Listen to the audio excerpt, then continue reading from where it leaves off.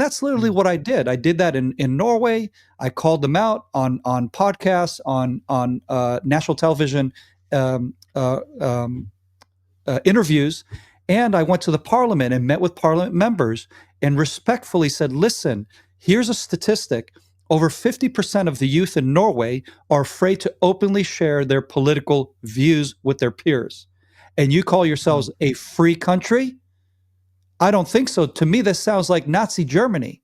Oh, that's extreme. No, it's not. Because if you look on the streets, there's Palestinian flags everywhere, restaurants, street corners, everything. I said, where is the one poster fighting for the cause of the hostages held in Gaza, for example? You don't have to promote Israel and Israel flags. You don't have to promote the IDF. You don't have to support the Israeli government. Okay? You could be against all those things. I have no problem with that. That's your opinion. Yeah. But to be not allowing to show the voicing of the hostages in your country, and therefore you also are on the high moral ground to call me out, to call Israel out, right? So it's like challenging them, right? It's calling them out.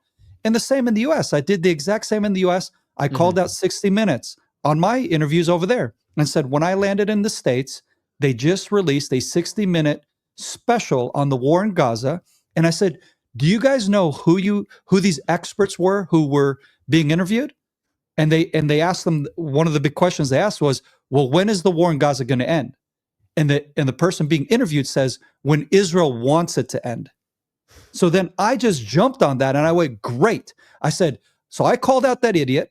I called out the NGO that he represented, which is CARE. And you probably have heard of CARE. Oh, yeah.